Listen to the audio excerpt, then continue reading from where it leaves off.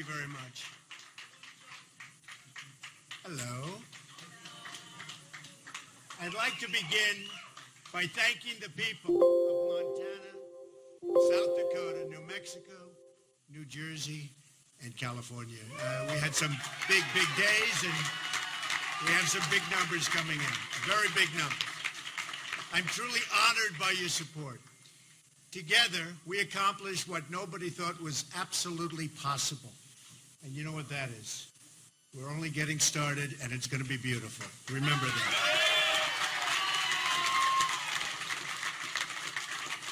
Tonight, we close one chapter in history, and we begin another. Our campaign received more primary votes than any GOP campaign in history. No matter who it is, no matter who they are, we received more votes. This is a great feeling. That's a great feeling. This is not a testament to me, but a testament to all of the people who believed real change, not Obama change, but real change is possible.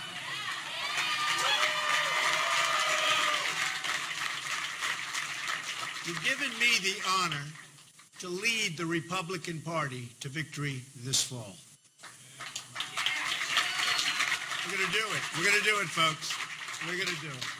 I understand the responsibility of carrying the mantle, and I will never, ever let you down. Too much work, too many people, blood, sweat, and tears. Never going to let you down. I will make you proud of your party and our movement, and that's what it is a movement. Now, recent polls have shown that I'm beating Hillary Clinton, and with all of her many problems and the tremendous mistakes that she's made, and she has made tremendous mistakes, we expect our lead to continue to grow and grow substantially.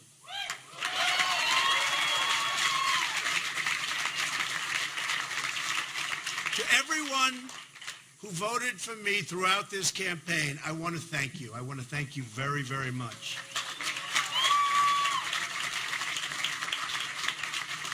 To those who voted for someone else in either party, I'll work hard to earn your support, and I will work very hard to earn that support.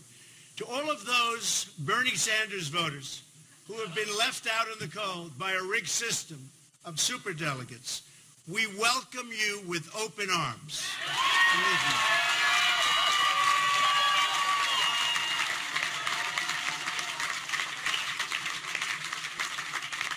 And by the way, the terrible trade deals that Bernie was so vehemently against, and he's right on that, will be taken care of far better than anyone ever thought possible.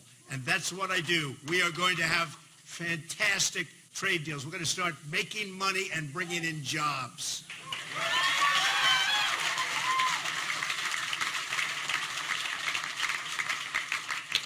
Now, I know some people say I'm too much of a fighter. My preference is always peace, however. And I've shown that. I've shown that for a long time. I've built an extraordinary business on relationships and deals that benefit all parties involved, always. My goal is always, again, to bring people together. But if I'm forced to fight for something I really care about, I will never, ever back down, and our country will never, ever back down.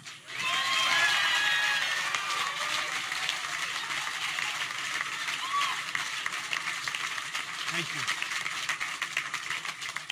I fought for my family. I fought for my business. I fought for my employees. And now I'm going to fight for you, the American people, like nobody has ever fought before. And I'm not a politician fighting. I'm me. You're going to see some real good things happen. Just remember this. I'm going to be your champion. I'm going to be America's champion. Because you see, this election isn't about Republican or Democrat. It's about who runs this country, the special interests or the people, and I mean the American people.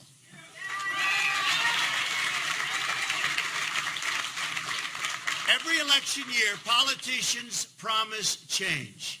Obama promised change, and it didn't work out too well. And every year, they fail to deliver. Why would politicians want to change a system that's totally rigged in order to keep them in power? That's what they're doing, folks. Why would politicians want to change a system that's made them and their friends very, very wealthy? I beat a rigged system by winning with overwhelming support, the only way you could have done it. Landslides all over the country, with every demographic on track to win 37 primary caucus victories in a field that began with 17 very talented people. After years of disappointment, there's one thing we all have learned. We can't fix the rigged system by relying on and I mean this so strongly, on the very people who rigged it. And they rigged it. And do not ever think anything differently. We can't solve our problems by counting on the politicians who created our problems. The Clintons have turned the politics of personal enrichment into an art form for themselves.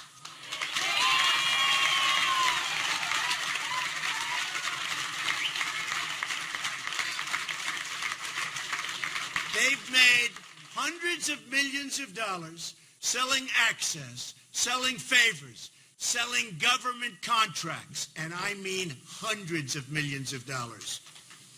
Secretary Clinton even did all of the work on a totally illegal private server. Something that how she's getting away with this, folks, nobody understands.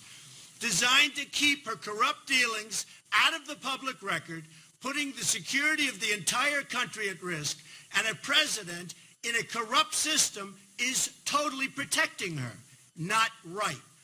I am going to give a major speech on probably Monday of next week, and we're going to be discussing all of the things that have taken place with the Clintons. I think you're going to find it very informative and very, very interesting.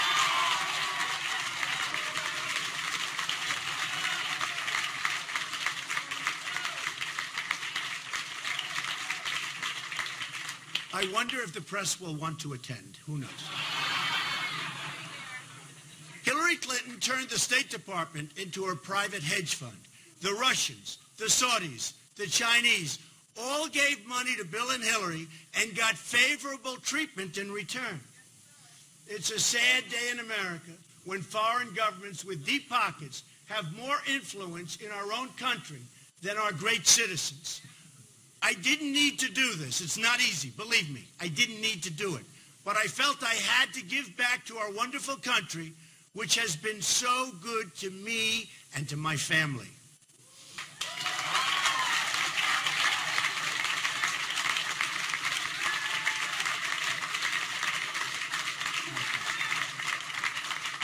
I've traveled to many of our states and seen the suffering in people's eyes.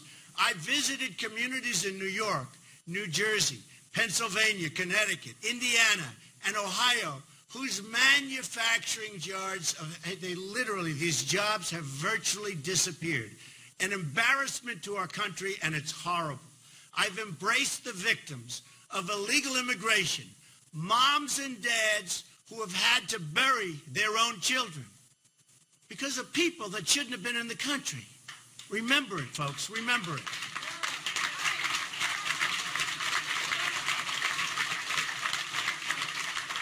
I visited the crumbling cities and the struggling schools. I've seen our dilapidated airports, highways, bridges, and I've compared them to other countries where we see facilities so far superior to ours, it's really not to be believed. Hard to imagine what's happened to our country.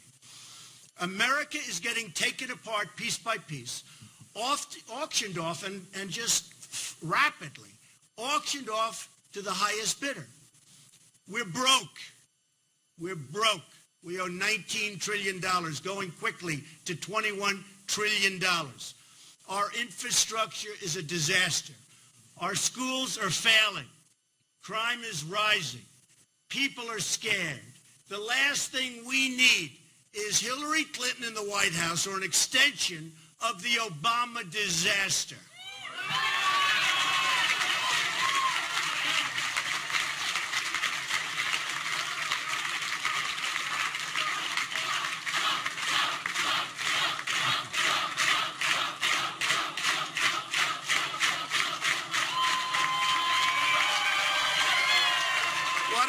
What a crowd. Thank you all very much.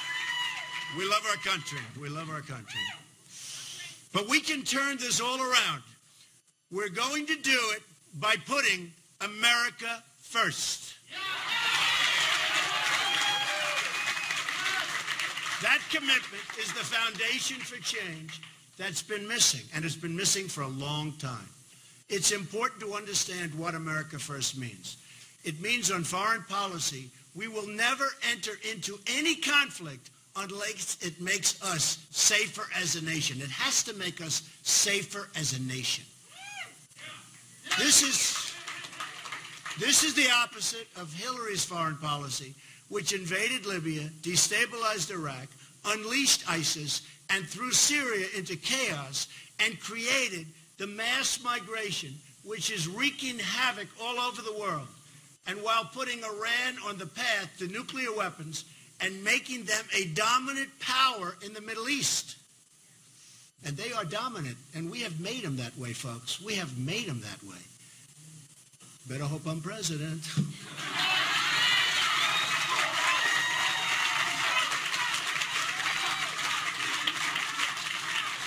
On trade, America First means the American worker will have his or her job protected from unfair foreign competition. What's happening there is absolutely a disgrace. No PPP. You're right about that.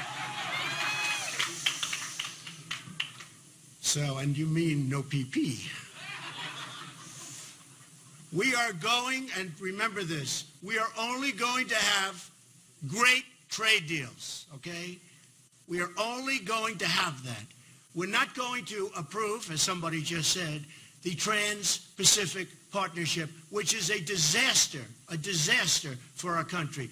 Almost as bad as NAFTA, signed by Bill Clinton, which has just stripped our country of our factories and our manufacturing and moved them to other places, in particular Mexico. If it's not a great deal for our country, we will not sign it. It's got to be great for our country, for our community, for everybody in here, because believe me, we are all suffering, and we're suffering big league, and it's getting worse. On energy policy, America First means opening up America's great potential to bring wealth and prosperity to our own workers, including our wonderful and hard-working miners who have been absolutely, totally mistreated by this administration.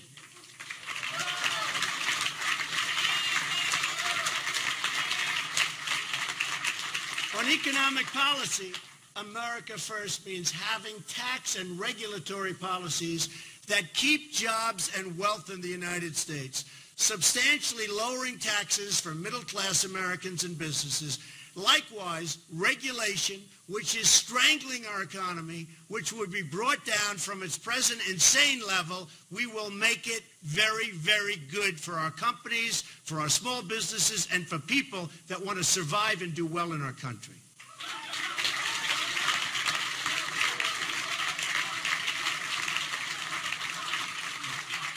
On immigration policy, America First means protecting the jobs, wages, and security of American workers. Whether first or 10th generation, no matter who you are, we're going to protect your job. Because let me tell you, our jobs are being stripped from our country like we're babies. The beauty of America First is that it brings us all together. Every American worker of every background is entitled to the same benefits, protections, and rights and privileges. It's got to be that way. Now, the people in charge say things can't change. I'm here today to tell you that we have to change. We have no choice. We have to change. We're going to put, thank you. We're going to put America back to work. We're going to make our own products. We're going to put America back to work.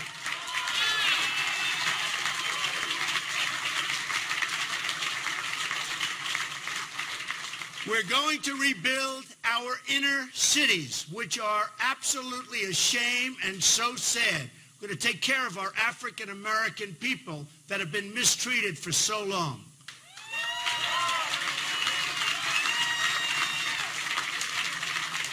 We're going to make you and your family safe, secure, and prosperous. Prosperous again. Together, we will put the American people first again. First again.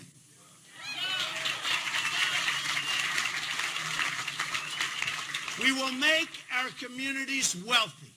We will make our cities safe again. We will make our country strong again. Ladies and gentlemen, we will make America great again. Remember, thank you.